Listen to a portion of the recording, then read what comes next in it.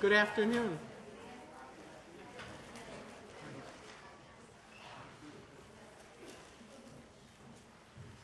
Usually at this time of the semester, I am making a comment about the weather and the inadequacy of the air conditioning at certain times, but I think that's not appropriate today. It's kind of nice to be inside where it's warm and not blowing. I have a couple of announcements. The first one is that you may have heard about, and we've handed you out a flyer about something called Media Bias, Fact or Fiction, and Joe Hyams, who's the CEO of HonestReporting.com, is going to be presenting tonight not in Warren Auditorium, but in the Green Center at 7 o'clock, and he's going to use Israel and Mideast regional reporting in using it as a context. So any of you who are available tonight, if you'd like to go, it's in the Green Center, the Green Music Center. I don't have the updated room. Do you know? No, but there should be a sign on the outside of this door. Right, there will be a sign on the outside of this door. And I think once you get to the Green Music Center, there'll be signs pointing you towards the event. Then I've sent you all an email, which you may or may not have seen, about a program tomorrow called Turning Away from Hate. It's tomorrow in the Cooperage at 7:30. The speaker is T.J. Lydon, who was a neo-Nazi white supremacist. He was also an activist in that movement, and he recruited young people into the organization. And he had a profound change of heart, and he's going to be talking about his own journey to turn away from hate and how he began teaching tolerance. The email said that anybody who will come and sign the sign-up sheet can get attendance credit for the lecture series. That'll make up if you've been unfortunate enough to have to miss one of our lectures. So tomorrow, 7:30 p.m. in the Cooperage.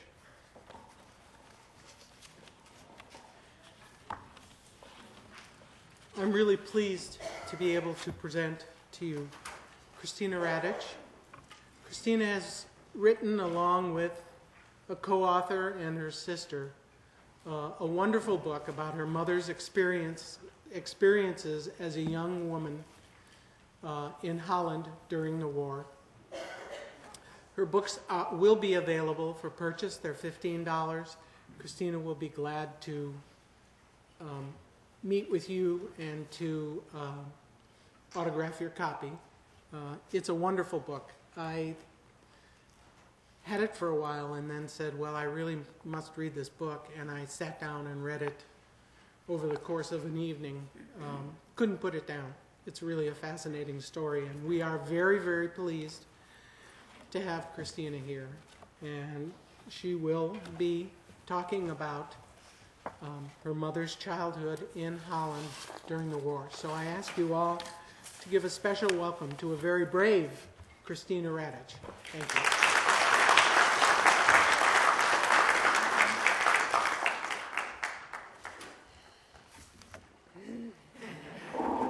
I am brave. Thank you, Myrna. I'm also short. I have heels on. Good afternoon. I'm so glad you all could make it.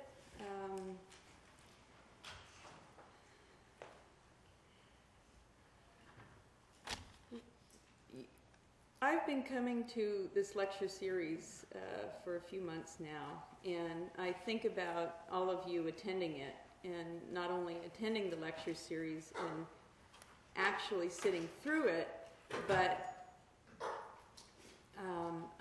enduring the overwhelming quality of this topic. you probably struggle with who to speak with about it. It's just like, oh, what'd you learn in the Holocaust thing today? You know, I mean, how many people ask you that, and how willing are you to relate what you have learned? It's pretty sobering. It's sobering. It's a reality. It's a reality at present. Essentially, anything can happen. When my mother was interviewed by the San Francisco Holocaust Oral History Project, at the end of the interview, she was asked, "Do you think this could happen again?" And she said, "Right in front of your nose. Right in front of your nose." And so what I'll be talking about is the resistance. I don't know if you've had any kind of coverage of a resistance movement yet, but I'll talk about that, her involvement. I'll talk about her recovery during peacetime, and how it affected me. How did it affect me? When I started hearing these stories, I thought, we got to write a book. And my mom laughed. She says, oh, you know, there are people that have had much worse and more fascinating stories than me. You know, that's ridiculous. I would like to acknowledge the people who encouraged her to talk about it, and those being Dr. Paul Benko, pivotal, absolutely a pivotal person. Dr. John Steiner at a chance meeting in 1980 at a graduation at SSU. And myself, of course, because of the interest I had and how it just, it's just amazing. I mean, when you look at this person, this is a salt and pepper haired woman in a muumuu, right? This is from the VHS interview at the Holocaust Oral History Project. And so you can see that she's very uncomfortable. You're going to run into that. If you interview anybody, you're going to run into that discomfort, long silences. But what you have to do is win their trust and be earnest and let them go at their own pace. And those are some of my suggestions. The book might be a good outline for you as well to do that. But so here, this is my mom. She had asthma in her later years, so she's on prednisone and her face is a little puffy, but this is how she was in 1990. This is how she was just before the war began. This was a school picture. I think she's probably about 8 or 9 years old. The war began when she was 9. Chaos. You remember 9/11? Chaos, absolute, the whole country. You didn't know what to expect. I was hearing reports that the Golden Gate Bridge was bombed. It was just incredible. The taxidermist obviously goes to that school. This is Holland, normally an ink spot. This rendition, it's a really big country, but it's a very small country, and it's wedged by ocean. It's almost underwater, and it has Belgium on one side, and then whatever Germany is now. This is the map that I used in the book. But my mother was from Rotterdam. Bingo. Rotterdam. And that was one of, if not the largest port in the world at the time. Massive amounts of goods went through there, and all countries came through that port. And that was my mother's hometown. So she's at her school with her, stuffed buddies. And this is her father. His name is Martin van Dalen, and he married Mama. He married Mama. Mama is Apollonia Helena van Dalen. She was Von Eyck at the time, but Apollonia Helena, that could have been my name. But my mother said it was such a big name and you were such a small kid. I took this picture in 2005, and we did a black and white to show it could have been taken in 1930, easily. And this was her house, a row house, sandwiched in between other row houses, and it goes all the way down the street. Still there. These are still there. This is the Searchlight Squad. My grandfather is the only one with goggles. And those goggles are because he had a BMW motorcycle with a sidecar. And they went around all the time. And my mother, I'm sorry, and my mother, her spot was in the sidecar, right? And they were a team. I mean, you know, inseparable. She would go and he'd say, "You want to operate the searchlight?" And it's just like, oh, cool. So this was his squad. This is how they invaded. They came to you in your hometown. Wow. And interestingly enough, during the mobilization in 1938, Holland built all kinds of bunkers, all kinds of fortresses for big guns, howitzers, or whatever they were in Holland, and accommodated their troops. Well, after these paratroopers landed, there were buses on the ground waiting for them, and they pushed out the Dutch army and they occupied it. So it was just like, you know, out with the old regime and in with the new. Boom. It was pretty well orchestrated, extremely well orchestrated. And this was the result. They bombed, after the mayor surrendered, they bombed for days and days and days. Just wave after wave after wave. And I'm just trying to imagine the sound. Just imagine the sound. Imagine the confusion. Everyone's scrambling around, if they can. My mother did say that she and her mom had to run and find out how their relatives were doing. So they dodged snipers. They went from portico to portico one day until they arrived at their Oma's house, who scolded them, saying, "What are you, nuts?" But she said people, half-burnt bodies were hanging out the window. There was a period of time where she had to douse her handkerchief with perfume so that she, you know, can handle the smell. The stench was unbelievable. Enter this agent. This is about 1941, and things were starting to settle down. People were going back to school. The new government was taking hold. The NSB, the National Socialist anyway, the NSBers, the National Socialist Movement, they started in 1931, and as the possibility of invasion crept forward and became more imminent, their enrollment went up. And so people didn't want to be, you know, on the wrong side. So they were joining this National Socialist Movement.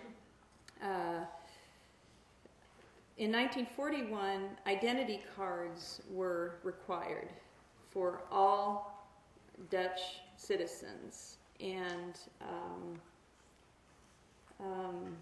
well, let me go back. That gentleman arrived at my mother's house one day. She didn't know who he was, didn't recognize him. And turns out he was from the resistance. And he spoke with Mama. I'll call her Mama. And Mama and he, you know, sorted things out. And so Mama became involved with this resistance unbeknownst to my mother. Now, mind you, my grandfather was out of town right now. Nobody knows where he was. This is Mama, one of her ID card photographs. This is the back door. this is how they snuck people in. And this is an old photograph, and I actually found this place with this old photograph. It's just phenomenal. It was amazing. History detectives, thank you so much. So the ID cards were developed, and you were photographed, and the information was on these registry cards. These were from the Bürgersachen, the Hall of Records. And so every family, every person in Holland needed to register. When they registered, not only was their date of birth, their, here we go, this is their gender, this is, I don't know, I can't read Dutch. All you Dutch speakers out there, can you read that, Hendrik? Yeah, that VR means a woman. The V means The vrouw, Frau. and then this one? And then the DR is daughter. Oh, okay. That would be my And mother. then M is for man. Okay. And then these are their birth dates. This is where they were born.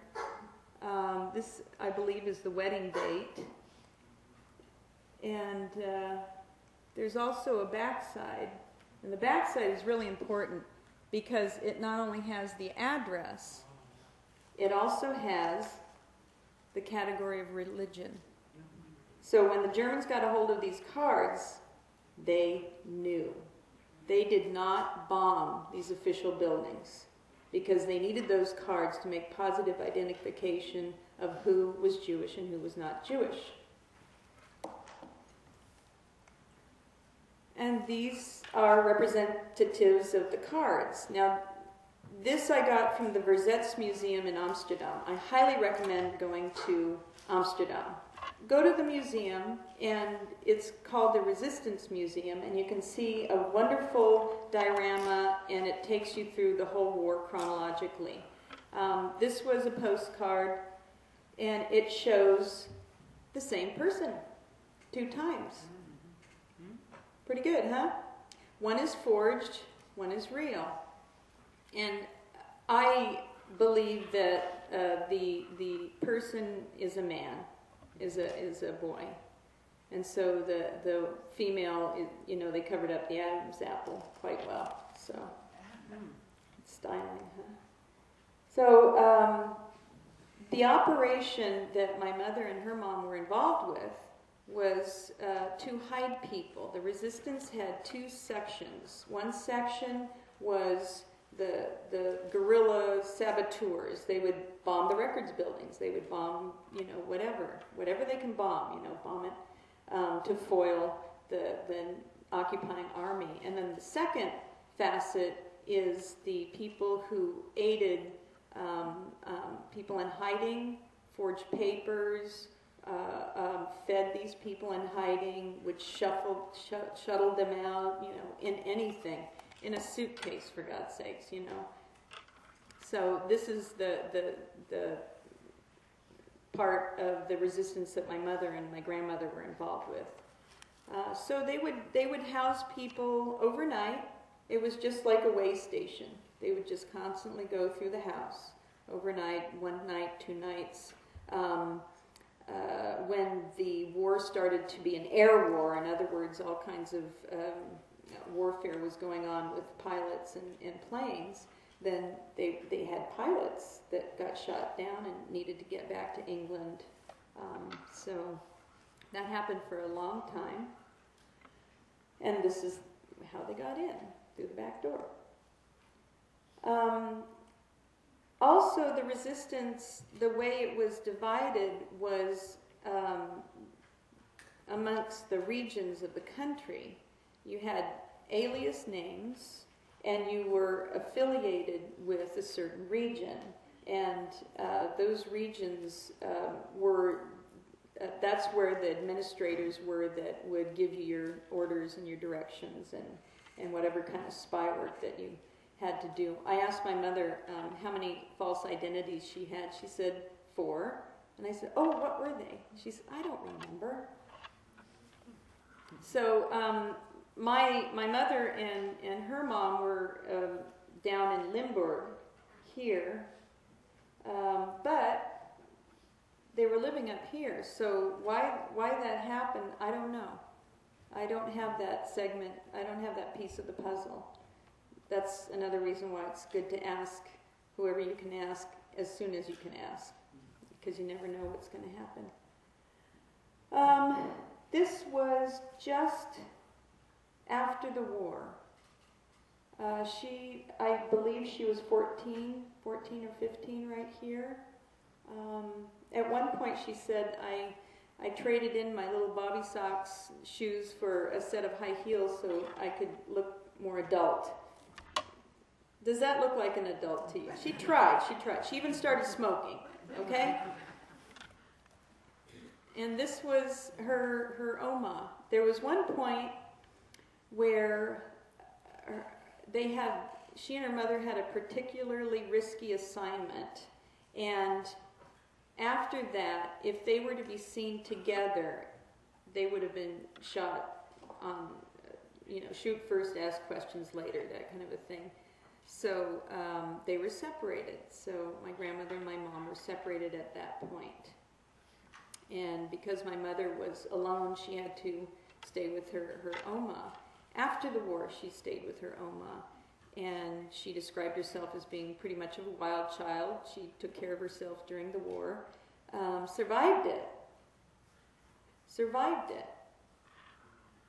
That's no small feat.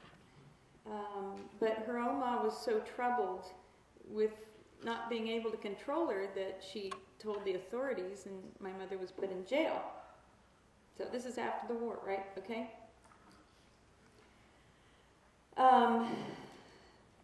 Holland was a mess. The rail lines were completely out of sorts. Everything was just a struggle. It was like this. So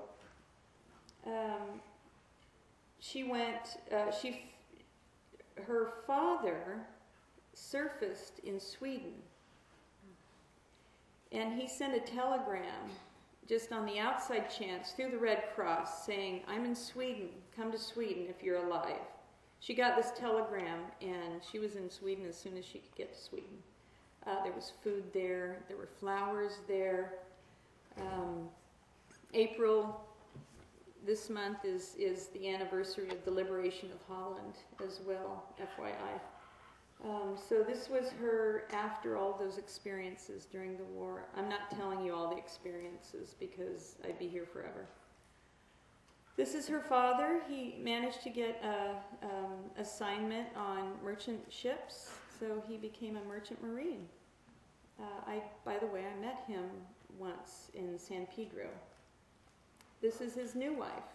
It devastated my mom. She thought that when they reunited, it would be just them, and then there's this other woman. So that was tough. That was really hard on her. So she went ahead and decided that she was going to start her own family. Thank you very much. So she did. She got a husband, she got a house, she got a baby. And this is my half-brother, as it turns out. That marriage didn't last long. They struggled. They really did. This is an important picture. This is a turning point picture because it was taken in Norway, where my father and mother met. This was taken in 1955 by my father, John Radich. And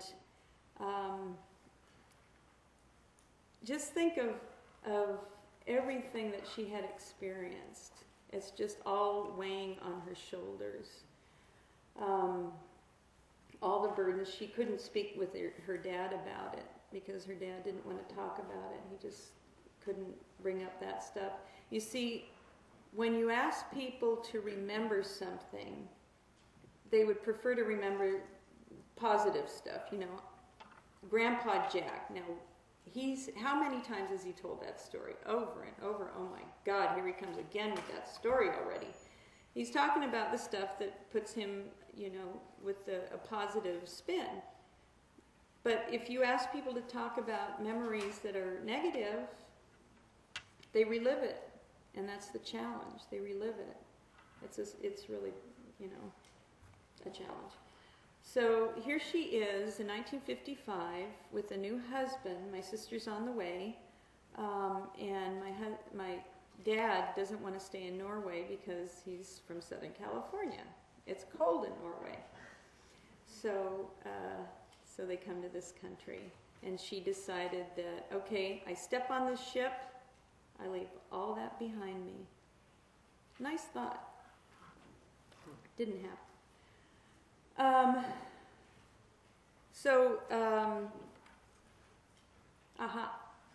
Family tree, rough sketch, family tree. I needed to chart it. I couldn't keep this all together. So it would be handy for you to have a chart too. My mother is Aloysia Lorena von Dahlen. And her mother, it's crossed out, but it shouldn't be. That's Apollonia Helena and Martin von Dahlen, my grandfather. And my grandmother was one of 12, and my grandfather was one of 10. And imagine all the cousins and oh my God, nieces and nephews. But out of all these people, it was just my mother, her mother, and my grandfather who were involved with the resistance. The reason that I have this display here is to try and give you a sense of the very controlled, the very sedate, the way Dutch people generally are, is they're orderly, they're appropriate, they follow directions, they're intimidated by authority. So they tried to keep everything, nifty keen, nice and tidy. A cup of tea at 4 o'clock, national tea time, and of course the tulips, orange. Orange is the color of Holland, right? William of Orange. So this is her family, her legacy. She's the only child. She was the only child. So now I'm going to talk a little bit about her PTSD. Are you familiar with PTSD, post-traumatic stress disorder? Shell shock, all kinds of other things. What was the other, the last one? Was Desert Storm people. They had that kind of thing going too. It's real. It takes the rest of your life to figure out what just happened, what this is all about, and to make sense of it and to find meaning in your survival. It takes the rest of your life, and so you do the best you can. You try. What my mother decided, she would become an alcoholic. So systematically, she would line up these shot glasses, and okay, last night I had 4. I'll have 5 tonight. It didn't work. She tried, living, having a new family. She tried all kinds of things. It just didn't work. She had migraine headaches. She woke up in cold sweats with nightmares. I said, well, where was Dad? Well, sleeping right next to me, snoring away. Okay. So she became introduced to the possibility that she could change. And that was very significant. But up until that time, she was stuck with her memory. She was stuck with her burdens.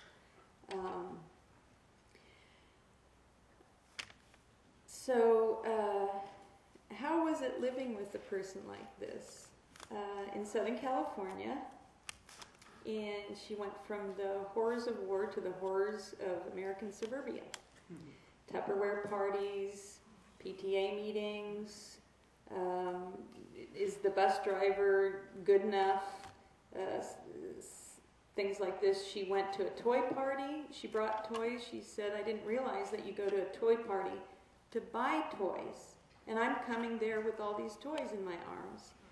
She walked around in her brand new tract home, feeling completely empty, looking for some meaning, some purpose. The relationship was on the skids. They divorced eventually. My parents divorced, and she progressively started to turn within. And I'll just let you let your imagination figure out what that might be. But when she first started talking to me about these experiences, we were in India. Why were we in India? I was 14, and she said, there's somebody I want to meet in India. Do you want to go with me? And my question was, do I get out of school? And she says, yeah, I have to take you out of school. I'm there. So we go to India, and 2 weeks into India, I mean, those 2 weeks could be a whole book on itself.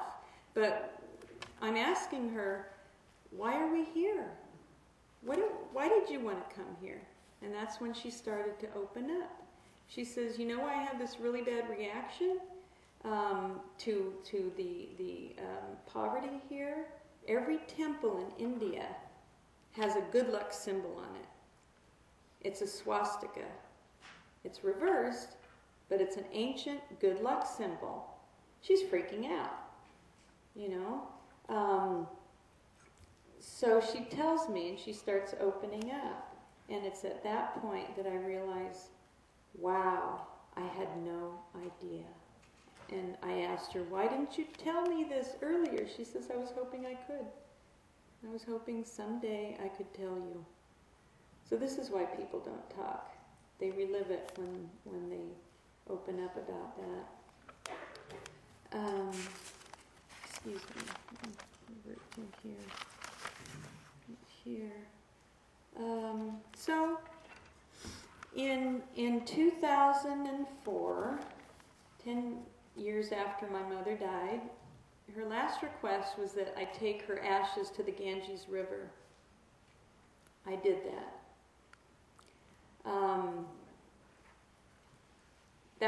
That was pretty phenomenal.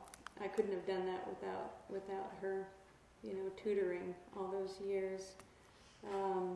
So how can I conclude this? It's gonna.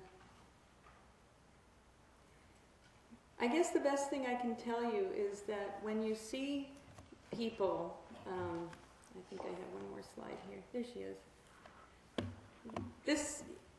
She's a lot lighter.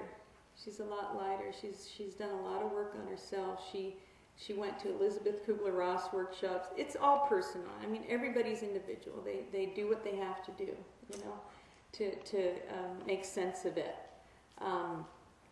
But this is how I remember her. She loved to laugh. She really did. Now I think we can run the DVD, and this is a 10-year anniversary celebration of the Holocaust Oral History Project in San Francisco. And Charles Corral from the Sunday Morning sent a film crew out to tape this. So I'd like you to watch this now.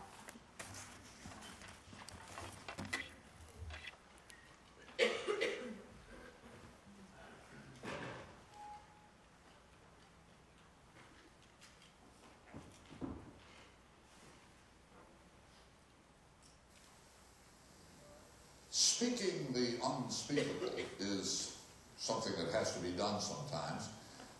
In a court of law, for instance, the victim surely would rather not tell, and the jury would rather not hear the details of a monstrous crime, but justice demands the particulars. Even on a pleasant summer evening among friends, justice demands the particulars.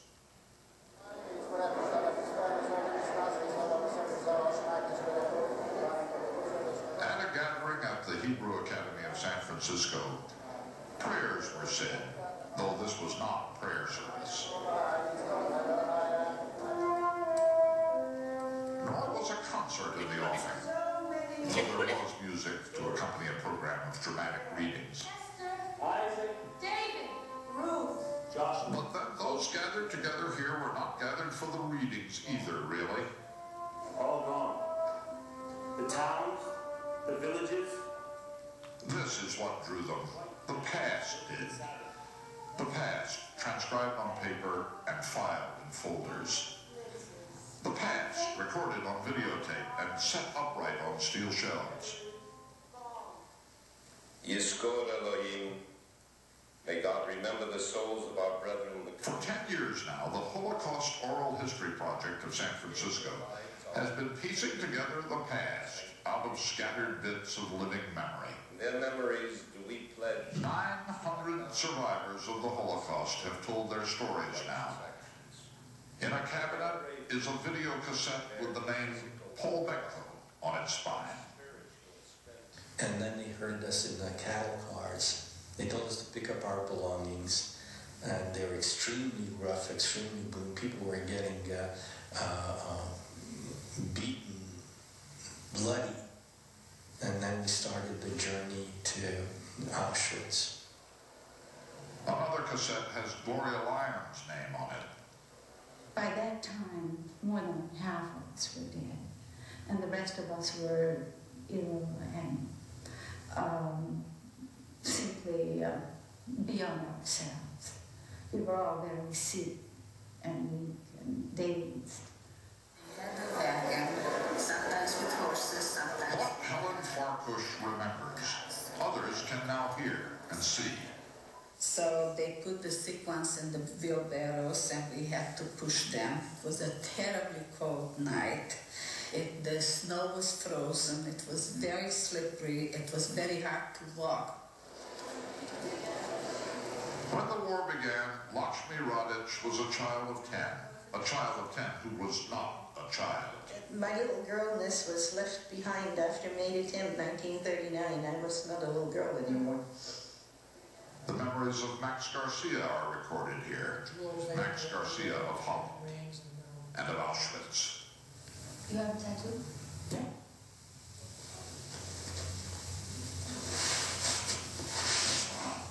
You want to read your number?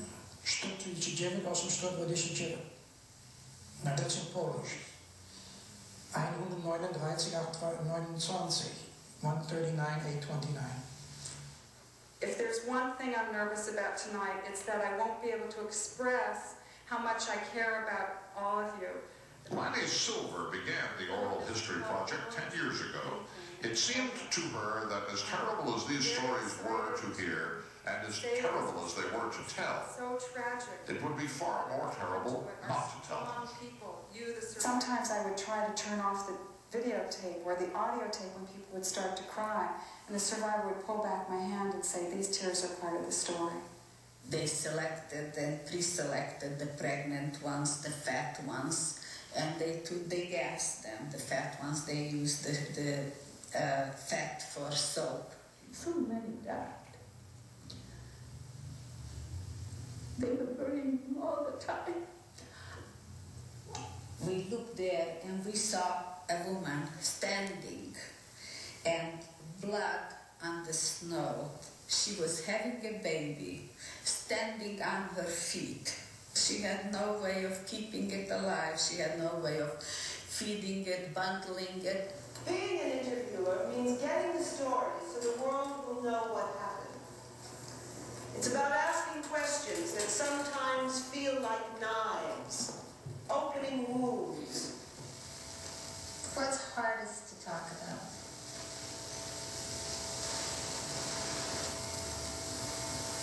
Take a knee, Rick.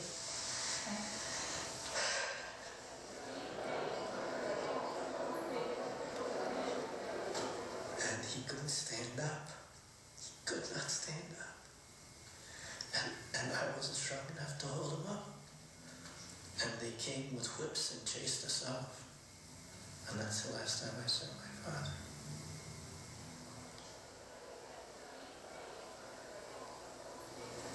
What I have told you is not 1% of what I saw. There are not words to describe it all. On this 10th anniversary of the Oral History Project, there were awards and testimonials, and many heartfelt thanks to the volunteers who have kept the project going. She's an extraordinarily driven person with great results, and I think we should all tell her that we love her. I love you, Lena. You're a great lady.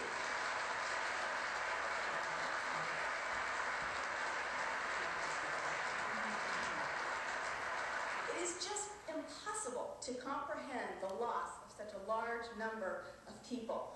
And The mayor of San Francisco sent his Human Rights Commissioner to address the gathering. But then Deborah Pell might just have come on her own. She has memories too. I was about 7 years old, and I was sitting on my father's lap, and we were going through this book someone had given me for collecting stamps. And there at the bottom of the page was a row of stamps, all with the face of Adolf Hitler. And I will never forget my father, a normally gentle and very even-tempered man, took his pen out of his pocket and began to cross out the row of stamps with fierce strokes. In Dachau, I met Danish students who had been arrested because of the student riots, and they were the only people who shared food packages. The Danish students were the greatest reaffirmation that there is really a sane world out there. As a child of Holocaust survivors, I've gotten a lot more out of this project than I've ever given. You've taught me how to listen. You've taught me what's important in life. You remind me of who I am and where I come from. So it went that evening in San Francisco at the Hebrew Academy. There were people there who could show you exactly on a map where hell once was, and what rail line took them there, with millions of others who did not come back. He survived to be a witness to what has happened to our so-called civilization. But for one another, they might say what the messenger said to Job of the Bible, and I only am escaped alone to tell thee. If there is unimaginable cruelty in the world, there is also unimaginable strength.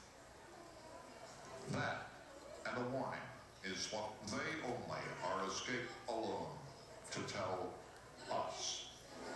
We've been in concentration camp together 45 years ago.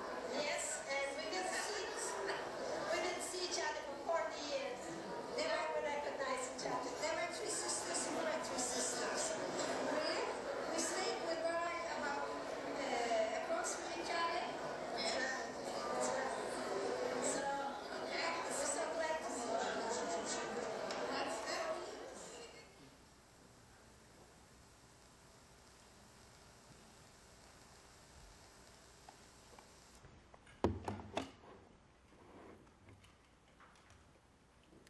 Thank you, Mr. Corralt.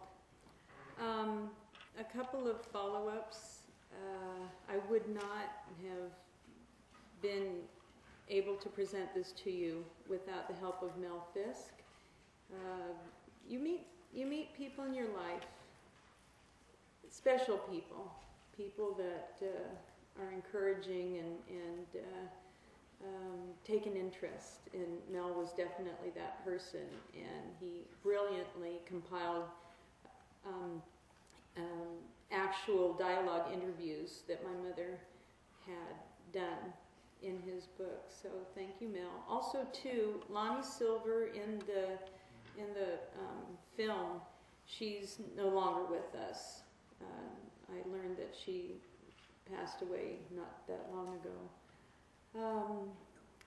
So what I'd like to do now is open it up to questions and answers. I know that I haven't filled in every single little tidbit, so if you have any questions, raise your hand and I will identify you. Yes, my dear. I'm curious, you said that your father was in Norway and had another wife. And he thought that his wife was dead and remarried, or was he a polygamist? Oh, no. He wanted to be a polygamist. No, actually, he didn't have another wife. I'm sorry, I confused you. My mother had another husband. She was married once before. So let me clear it up. My dad was not married. Your grandfather. My grandfather, yes. My grandfather remarried. So what happened to his first wife? I filed a missing persons report with the International Tracing Service in Bad Arolsen to find out what happened to my grandmother. she's still missing. And this is the one that your mother lived with, Oma. Yeah, Mama and my mother worked together as resistance fighters. Does that help? Do we need another chart? I think we need another chart. Well, could you explain who Oma was? Oma, Apollonia, or the older, yes, the other Oma. That was Grootmoeder. Grootmoeder was my grandfather's mother. So she died at 92. She endured 2 world wars. Amazing woman, amazing woman. Yes?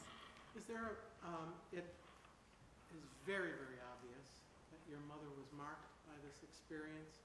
Did she ever tell you anything that had happened to her that you sensed was really difficult for her to tell you?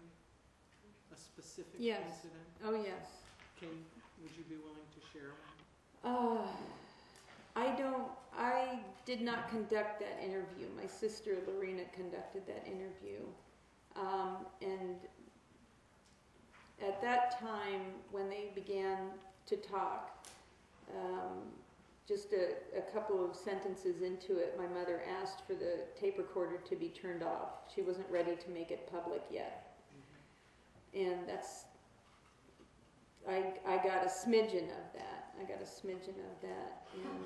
it's just these experiences that cause us shame.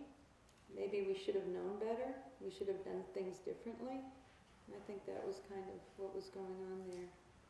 So I don't really know the specifics. Yes, sir. GP, maybe you could describe for them the paucity of photographs that you had in your book and the difficulty you had in collecting. Oh, thank you. My mother came to this country without much, but she did bring the suitcase, Which is made of paper, which when she purchased it, at the end of the war, it was used. But I'm told that in the moist climate of Holland, you can get more stuff in these things. So that's one thing. but the photographs, yes, those were possessions that, especially the ones with the paratroopers and the bombed out buildings, that was a method that the resistance used to convey the devastation across the country because there was an information blackout. And so these pictures were mass produced, those in particular, and people would hold on to them in their possession and show them around. If you were caught with those pictures, you would have been shot. The 2 remaining photographs of Mama that were seen are the only ones because they were at odds with each other. I mean, these 2 people, my mother and her mom, were at odds with each other. They didn't always get along, so my mother tore up all the pictures of her mom because she was pissed. So these 2 were remaining. I had just the best photographer in the whole wide world helping me on these photographs, and he's in this auditorium right now, so Tom Burnside. So everybody's going to buy a tape recorder, right, and go interview people? Yes? Did you ever speak to your mother about maybe why her mother got involved in the resistance? Was it because of religious beliefs, or was it because of some moral stance? Certainly making that decision when you had a small child that you were the sole supporter of, and that put both you and your child at risk, was something that I'm not sure most people would be willing to do unless there was some rationale behind that. Yeah, that's a point I wanted to bring up, thank you, because in this vast family, there were aunts and uncles who were Jewish. I mean, my grandfather was Roman Catholic. My grandmother, on the other hand, Mama, was Protestant. And they married, they just married. I mean, they married the people that they fell in love with, and some happened to be Jewish. And so perhaps that was one of the reasons, because she saw, her own family getting threatened, being threatened. To put your child at risk like that, yeah. I mean, that's the whole country was at risk. The whole country was at risk. Perhaps she felt that she had the skills to do something. And my mother, at one point in the book, and you'll love this story, it's about crossing the front in a leaky rowboat. She wanted to help out. She wanted to help the liberation. And so she went to the front line to help out. Come on, you guys. What's the problem? So, any other questions? Yes. You said that when you went to India, that your mother was upset by the swastikas, but I don't recall you saying what the reason was for going to India and who you were there to meet. That's the sequel. That's yet to be written. But I'll answer a couple of questions there. She met some people in her years living in Venice Beach who were, involved with ashrams and such, and they mentioned that, if you really want to talk to somebody that knows the meaning of life, she's living in India right now.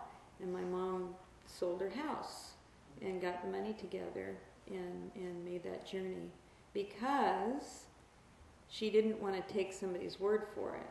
She wanted to be the person to evaluate whether or not this person had the meaning of life. So she decided she was going to meet her. And she did. And I met her too. And went back a number of times. Yeah. Very, very profound. I mean, the India years is just, wow. Wow. Which is another reason, thank you for the segue, that we ended up in Sonoma County, is because they had an India Studies program once upon a time, and I needed to learn Hindi so I could speak the language, which I sort of did.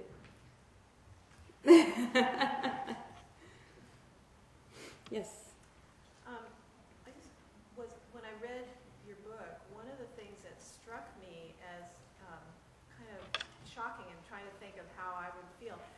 You mentioned in that picture with the paratroopers coming down that there was buses waiting, and what you said in the book was, I mean, there were so many collaborators hidden, in a sense, the Dutch that welcomed the Nazis to come in, and I just thought, what would that have been like to find out that maybe your next door neighbor was a secret Nazi all along and was now got to welcome the liberators, I guess, as they were, calling the Nazis, and how awful that would have been for a country to have been overtaken that way, from the inside out almost. Yeah. They came out of the Nazi closet. Yeah. Yeah. And I don't know if your mom talked much about that or how that felt for those. Suspicion was the key of the day. Yeah. Everyone was suspect. Everyone was suspect. Yeah, there were double agents. There were all kinds of people. People would turn in. Children were turning in parents. So it was pretty tricky. It was pretty tricky, yeah. Chaos. I mean, first you confuse everybody, get a diversion going, and then when they're in a state of confusion, then you,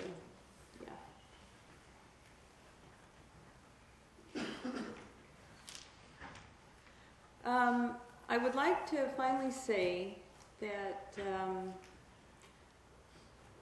I acknowledge the difficulty of a course like this, and I am profoundly moved to see so many people taking a course of this nature.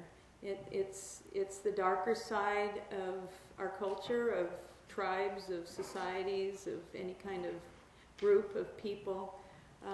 So I hope that you understand that within those populations there are also people that are sincerely compassionate, and take heart in that. Last thing I want to say too is that Mel Fisk, my co-author, was a staunch anti-war activist, and I think this particular piece was probably his best anti-war statement. If anybody knows that there are consequences to anyone seeing any action of whatever degree, there are consequences. So keep it in mind that you would never want to send your son anywhere, or your daughter, or anything like that they come home unrecognizable and damaged forever. Thank you for coming.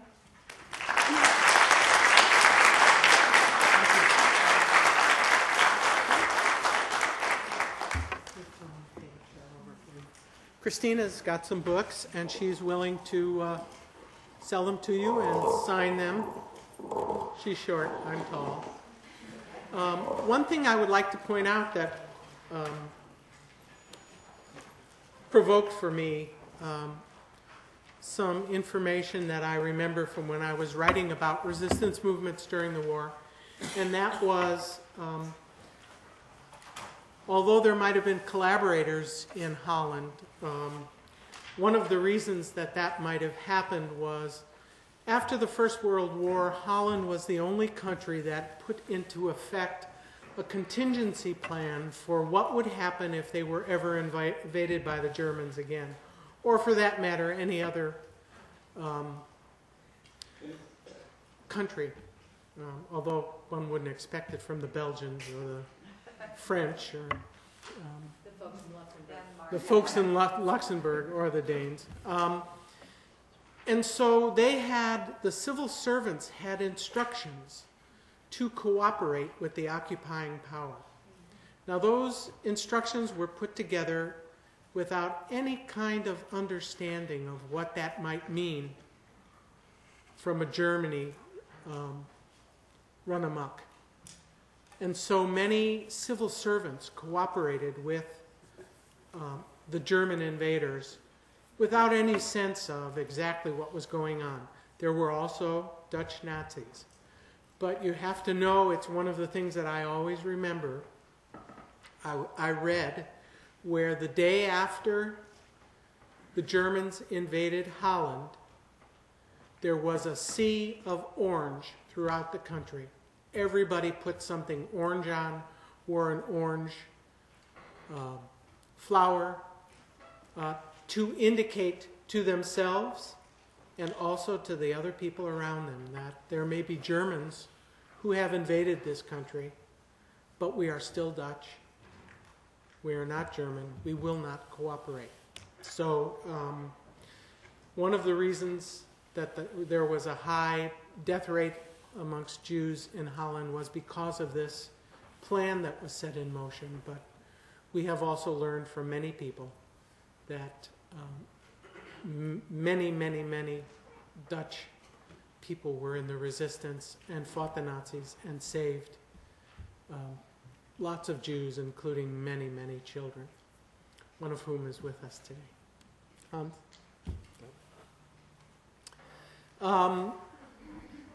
Christina's going to sign for the books. We'll see you all in section this week. Don't forget, tonight in the Green Center, and tomorrow, extra credit if you want it, Turning Away from Hate. I'm sorry, Barbara.